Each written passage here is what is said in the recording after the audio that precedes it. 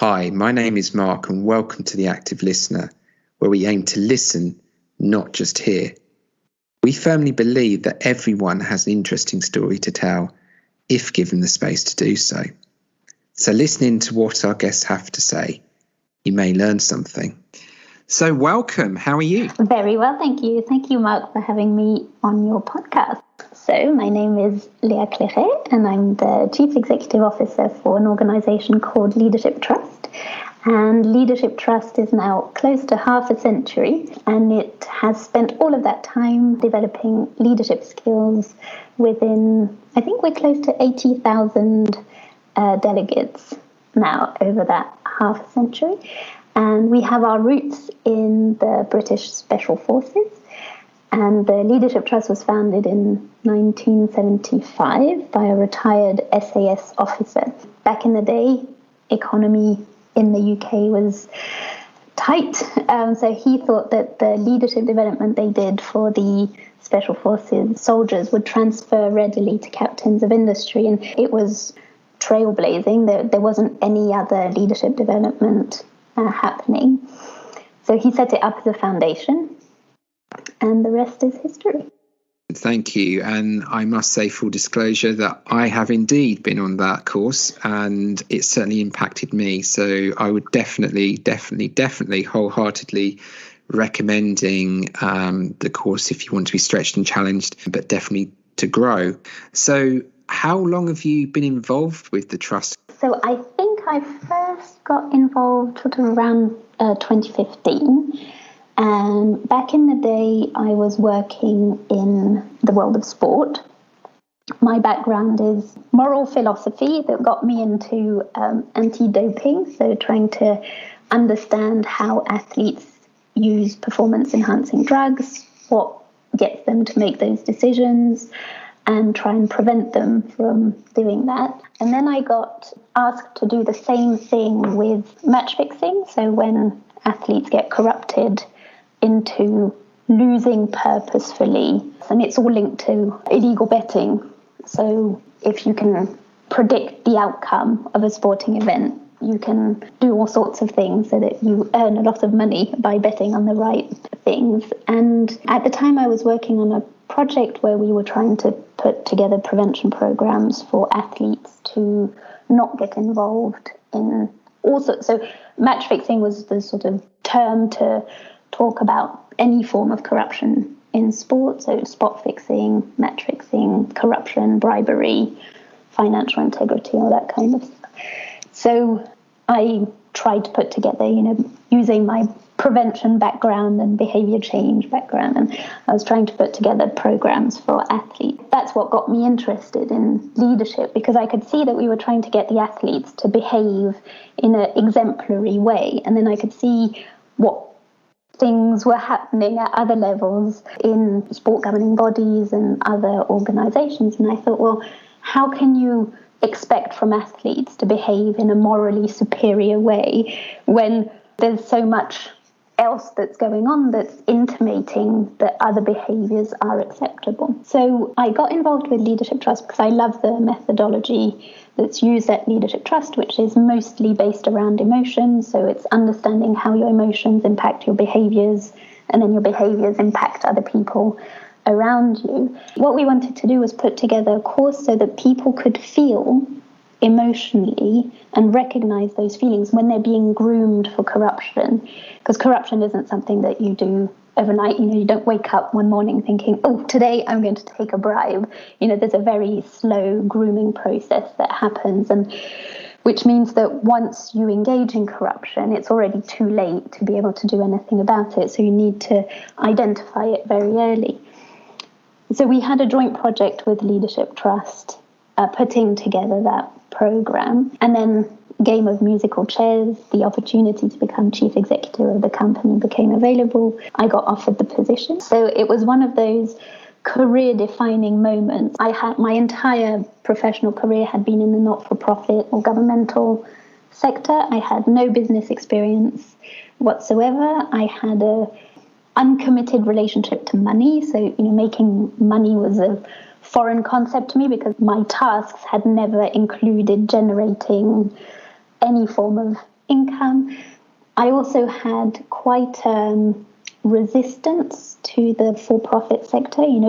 When you come from the not-for-profit, you can have a perception, which is completely untrue, of the for-profit sector, that, if what your purpose is to make money, then it's not right. The offer of becoming the CEO of Leadership Trust, I thought, when am I ever, aged 36, going to be given the opportunity to become a CEO? And what really made me take the job was actually the people at Leadership Trust, because I'd had the opportunity to meet them and I could see how passionate and dedicated they were. And I thought, I'd really love to work with that team. So I sort of had a leap of faith, because I thought, well, I don't know anything about this job, but if it's been offered to me, they must see something in me that I don't see. And I just love all the people there who are very, very good at their job. So I'm not alone. And I'm just going to have to work very hard to deserve their trust and for them to want to follow me. I took the job. Probably if I'd known more about business, I maybe wouldn't have taken the job, because it was in the middle of a big cultural transformation. So there were a lot of complications that I didn't have the experience to be able to deal with. But that was maybe a blessing in disguise, because I went about it quite differently and with a sort of ignorant blindness that was probably very good for the context. And the change happened, and we achieved everything we set out to achieve. So I'm very fortunate to have been given this opportunity. That seems like quite a journey, and also says a lot about you in terms of making the most of that, stepping out of your comfort zone. What I'd be interested to explore would be what perceptions are of a CEO. It's certainly from the course that you explained, I think challenges people in terms of what leadership looks like. And interestingly enough, from like the special forces, I'm involved in agile work, and there's a lot of similarity with them, but people have a perception of what the special forces are like. So what kind of mythologies are there surrounding being a CEO, and what did you bring to that? For me, the perception that I had of CEOs was a very specific individual that behaves in a very specific way, which I think was the exact opposite to me. So I'm mixed race, I'm a woman, I was 36 at the time, I had no interest in finance whatsoever, I had no knowledge in finance. I learnt my job on the job. So at 2 a.m, I was watching YouTube videos on trying to understand a balance sheet and budgeting and all of that. But I call this experience my experiential MBA, because I have learned to be a CEO on the job, and I cannot be grateful enough for that opportunity, because I would never have learned what I'd learned in a different learning setting. This is competency-based learning, and it's very high. For me, CEO was not a position that would be available to me, because the people who are CEOs are completely different to me. So I think if we want to call a spade, CEOs are usually male, of a certain age, of a certain background, of a certain race. And so, for me, there was such a big disconnect in between me becoming a CEO when I'm not that demographic at all. And it was actually quite interesting, because just when I got the job, I had a lot of people come and give me unsolicited advice about how to do my job and what I should do. And one of the ones that struck me the most was quite a senior leadership and management consultant who came and who, had a chat with me. And he said, now that you're in the position that you're in, we've got to talk about, what you look like. And I thought, oh. And very small handwriting, so I need a very fine ballpoint pen.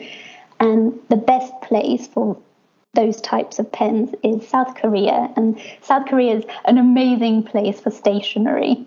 So I had this South Korean pen, and it's a completely crazy pen. It's red, it's got polka dots, and it's got a little Hello Kitty figure on the top. But it's got the best ballpoint, and it's the one I prefer writing with. So he was telling me, no, we've got to talk about that pen, executive presence. You need to have a Mont Blanc pen, and you need to have a Smythson's notebook. for people to take you seriously. And I thought, funnily enough, I had a Mont Blanc pen. It was given to me as a leaving gift from a previous job. And I actually don't like writing with them because they're very heavy. So I listened to him, and he was telling me about, what I should wear. And in the office, when I'm there during the week, I'm usually wearing jeans, trainers, T-shirt, jacket. It's quite relaxed. And, on Fridays, you'll find me in a hoodie, and it's chilled, and it doesn't stop me from doing a good job. But so it was just really interesting for me that even people who are professionals in business would come and try and format me to make me look more like what CEOs should look like, when that is the exact opposite of who I am. So I think that there's a sort of subconscious, and maybe it's a socially subconscious perception of, if you are going to be a CEO, you've got to be a certain type of person. You need to know about money, you need to know about finance, you need to be analytical, and you need to behave in a certain way. And if you're not that, then CEO is just something that's not available to you, and you need to make your career choices having removed the CEO option. And I've done a great job. Sorry if I say so myself, but in the 5 years that we've been at Leadership Trust, we've tripled productivity, we've increased our net profit, all of the levers. Most importantly, we've got a fantastic team, a high-functioning team. We've opened our office in Singapore. We're delivering courses. We survived the pandemic. We've pivoted the business. So, my key performance indicators of, keep the business alive and make it progress. I've done that, and I've done it while I have a Hello Kitty pen. For me, it's so important to bust a few myths around being a CEO, because it's a fantastic role. I love it. It's a fantastic role because it's a very, you can make it whatever you want it to be. It's a very versatile role. So you have to make it fit around who you are. And that's where we can start having conversations around authenticity and around, bringing your whole self to work. Because if I'd forced myself to become who I'm not, I don't think I would have survived, and I wouldn't have performed the way I performed. But also, I would have built a team around me that wouldn't have helped me get the full potential out of me. So I'm very much a big picture person. I can see connections in between things that you wouldn't necessarily perceive right away. I'm very, very good with people. So I'm the fluffy stuff in a CEO. So that means that I have to build a team around me that can make my ideas become reality. So now I have an absolutely fantastic COO, and she basically takes my ideas, and sometimes she says, that idea maybe we'll do another time, but she'll take my ideas and she'll make them become real. And then I have a whole team. I've got a very strong finance person, and I've got a very strong operational team. So I've built a team around me to complement everything that I don't have, and I contribute my very best assets, which is, big picture thinking. I think that's the message I want to get through, is that whoever you are, whatever your strengths are, if you want to be in a position where you're at the heart of the organization, because you're the one who receives and processes all of the information and who makes the decisions as to the direction of travel of the organization. That is available to anyone. And it's such a fantastic role. It's very, very diverse. I get to do lots of different things every day. I get to meet loads of new people. So I really, the key message I'm trying to get through is that CEO is a position available to anyone who wants it. No self-limiting beliefs should intervene in making a decision to take on that role. But one of the things that strikes me is the fact about being authentic to oneself. and you just shared how you were sort of encouraged to try and be something that you're not, or take on another persona or image. How did you stand up against that? That's a really good question, Mark. I think I'm saved by having very little willpower when it comes to me doing the things I don't want to do. So you can't really force me to do anything I don't want to do. And at the time, the way I felt was I was very discouraged by the remarks, because one of my default settings when someone will say something to me is to completely explore what they've said in case there's something true in it that I haven't seen. So, if someone comes to me with a statement that's on the opposite of what I think, I'm still going to explore that statement, because there might be something in there that I hadn't thought of. When that happened, to start with, I was very discouraged. I thought, oh my goodness, what have I done? I'm in the wrong position. I'm never going to succeed. This has just been confirmed to me, by the fact that I'm very obviously not who I should be if I am going to take this company to the next level. So there was a lot of doubt that came there. And then I thought, well, if that person is judging me on the fact that I have a Hello Kitty pen, and that's the reason they wouldn't give me business, in the end, I'm not sure that I would want them either as a collaborator or as a client. In a period where you're going through a lot of insecurities, particularly if you're going through a change program that brings a lot of heightened emotions, and it's a lot of deep breaths at a lot of the time, if you're already in a position where you're a bit insecure, having those kind of remarks made to you, it's definitely a setback. But then I also thought, look at the evidence and the progress that I've made so far. It is what I really have to look at. And if someone that I don't want to work with is telling me I shouldn't have the pen I have, well, fine. The world is big enough for lots of different opinions, and, there are different clusters. And that belief system, that type of business expert, will find a client base that still believes in that type of very corporate, very uniform type of business making. But I know the clients I'm interested in working with, and it's incredible. We're working with such amazing clients at the moment, of people who have really embraced all of the change. I think it's been a long time coming, but it's been accelerated by the pandemic. People who really want to do good through their business, and who've understood that doing good isn't necessarily the object of your business, but the way you treat your people, and the ripple effect of treating your people well. And so, we're building a network around us of absolutely fantastic people to work with, people who want a purpose for their business and who are able to interact from an authentic self to an authentic self. Those are the conversations that I enjoy the most. Having that confidence, easier said than done. And it feels so cliche, because I remember, 10 years ago when people would say, you've got to follow your heart, and and I'd be like, yeah, right. But it actually is true. So if you follow what you really want to do, what you're passionate about, things really do line up, and I'm seeing it right now.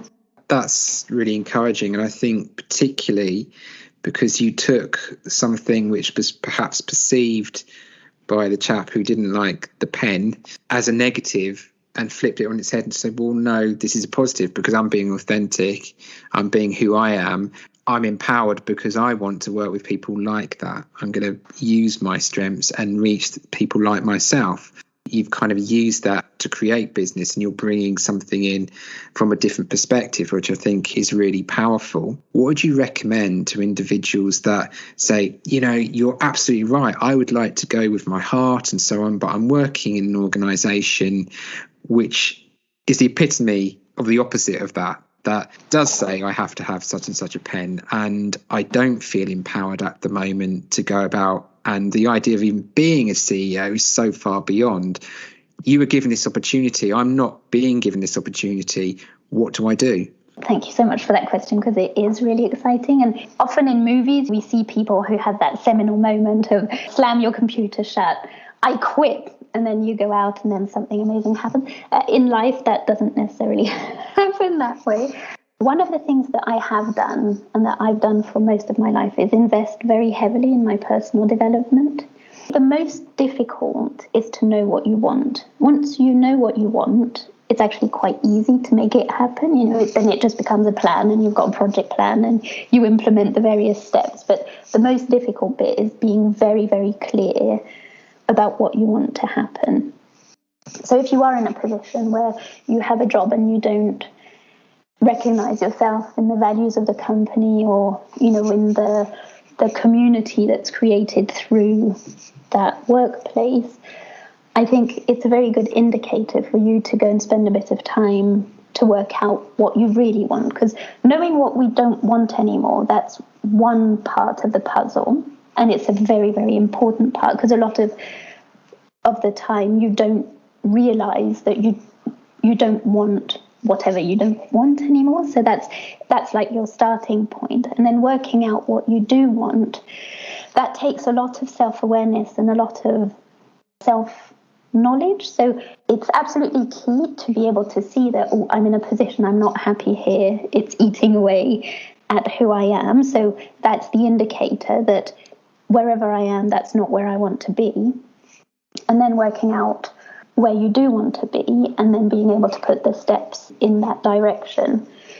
And then usually things do happen when you start being clear about what you want. It's in the very small things. You're going to start browsing differently on the internet, you're going to start reading different books, you're going to start watching different films, you're going to start getting into different networks, and then opportunities are going to arise just because of the change, the small subtle changes that you're making in your life. And being a CEO is not a life goal in itself. You can achieve a lot of the pleasure that I'm taking now. I could probably achieve, by leading a team in a different setting, if I was in an organization that was bigger, or that really aligned with my values. And I think going for those types of positions first, and gaining the experience to be able to move to positions with more responsibility. What I'm very interested in at the moment is the Great Resignation.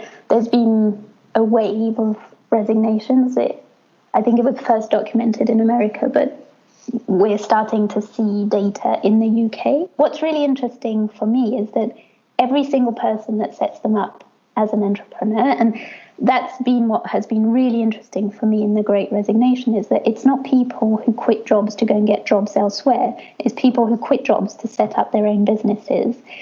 And at Leadership Trust, we had 2 resignations during the pandemic, and it's 2 people who left to go and set up their own business. And, we're absolutely thrilled that they've done that, and, they've been able to do that because everything they learned at Leadership Trust and the confidence that we were able to muster within them is what enabled them to have the confidence to set up their own business. So I'm really interested at the moment, because every single person that quits a job to go and set up their own business, by default, they become their very own CEOs, and then at the heart, even if you start your company with only one person, you still have to do all of the different elements of the game of business, where you've got a certain set of rules, and, you can play lots of different cards to get you to where you want to get to. And having that freedom of entrepreneurship, of having a vision and doing all of the different steps to be able to get you there. The Great Resignation for me highlights what I've been talking about, making sure you know yourself and have a clear idea of what you want, and then putting the step to get there. I would definitely advise against doing the movie thing of quitting your job with no fallback, because sometimes you need the comfort of having regular income so that in your spare time you can afford to get the help you need, counselling, coaching, any form of personal development, new experiences, so that you really get to know what's important for you and what you love doing. And I think that that's so key, when you take pleasure out of things, when you feel good emotions about the things you're doing, that's such an important indicator of where your path really is. So yes, personal development, absolutely. I agree. I mean, that's certainly something that comes up with coaching sessions with colleagues, with clients, is that personal development and really getting to know who you are and what you value, what you believe. And I think it's very much more about not just putting aside the negative things of, well, I'm not going to think that way, or I'm not going to pursue that thing, but thinking about what is it that I want and how am I going to replace those negative things? What positive am I going to put in place, and what can I be doing now? So, okay, I can't throw my laptop on the floor, walk out because I don't have a job to support myself. But maybe there are smaller things, steps that I can be doing so I have a longer term goal. And partly having that goal is, again, drilling down, what is it that I want? And I suppose daring to dream big. One of the things that is coming across from what you're saying as well is also a sense of fun. So how do you marry fun and business? How does that work? I think they definitely go together. I just want to bounce back on something that you've just said, because I'm actively listening. When you said dare to dream big, I also want to promote the message of dare to dream small. You know, I think we live in a world where it's like this constant endeavor of reach your highest potential and become the biggest you can be, and I want to send out the message that it's perfectly fine if you're in a job that's not that fulfilling, but that provides you with your needs, and that really what you're interested in is charity work outside of work, or spending more time with your kids, or, well, it's perfectly okay to stay in a day job and have, you know, in a day job that doesn't provide you with any stress, that you know perfectly well how to do, where you've got nice people you work with. That sense of lack of fulfillment doesn't necessarily come through career growth or achievement. If you're not happy where you are, the answer might be outside of work. So if you've got a comfortable job where you've got nice friends and going to work is not painful, but you miss that little spark, go find that spark elsewhere. You know, we don't all need to get exhausted. And that's where, for me, being a CEO is really, really fun. I really see business as a game. Like in a game, you've got rules and you've got different techniques, and you can push on different buttons. It's a bit of a strategy game because, you know, if you do this, then it's going to impact that. Sometimes you do something and something else happens that's completely unintended. Either it's a big mess to clean up, or it's a wonderful opportunity to bounce back on. It definitely comes with its moments of adrenaline. Sometimes you make decisions and it goes wrong. Sometimes you get demand that you can't fulfill. It's very, very creative. Got a great team to play with. I thoroughly enjoy it. And I think that's one of the myths that comes with being a CEO, is that it's seen as this really stressful job where you've got to give up your family life and you've got to give up being fun and you've got to spend all of your Sunday writing emails. That's not true. If you do your job properly and if you've got the right team in place, we're not all first responders. Even first responders, you know, they don't work 24/7. You can create the job in a way that you want it to be. And I choose to make it fun and really, really enjoy it. Brilliant answer. And I think, again, it kind of comes down to several things. One, in terms of what do we measure as success? And I think just because you can do something doesn't mean you should. And I think that was a really, really good point about how you measure success in terms of it. It doesn't have to be the high-flying job. If you're being fulfilled outside of work or in what you're doing, however big or small it may be. So that's really good. And in terms of fulfillment and work-life balance, how do you go about managing that?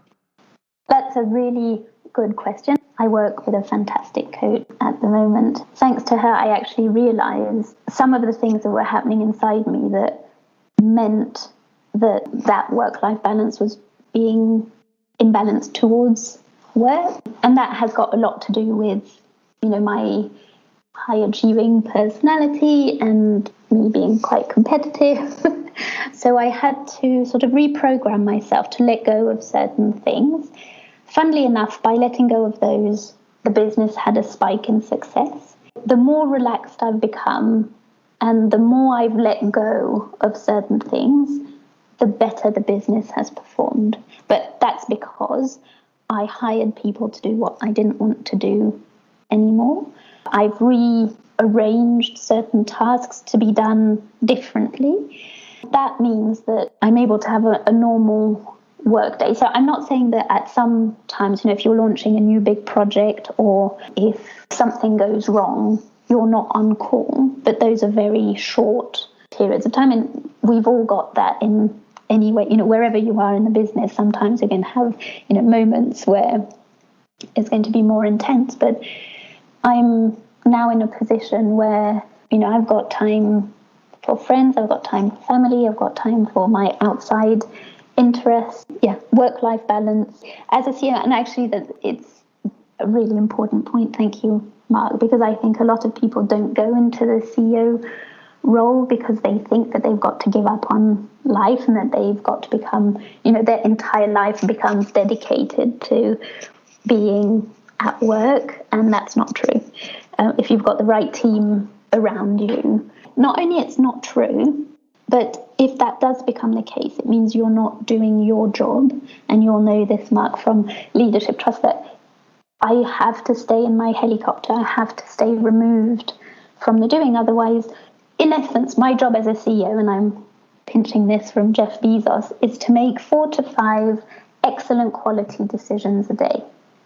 In essence, that's my job. I've got to make 4 to 5 decisions a day. So I don't need to be there all the time because I've got a team to be able to do the job. My job is to be having conversations, finding out about new stuff, reading the future.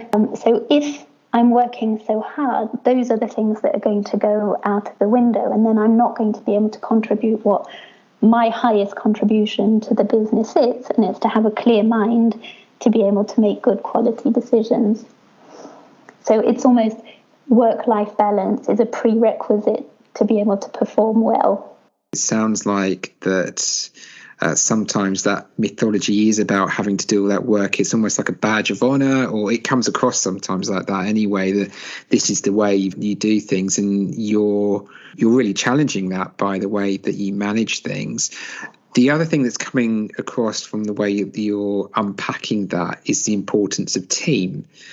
How do you go about putting that team together? You have touched a little on the fact of identifying maybe areas that you don't want to do or isn't your strength. So what do you look for in a team, and how do you go about building? That's, I think, the great art of leadership. All I can give is general principles. In essence, you need a whole range of skills for the business to be able to operate.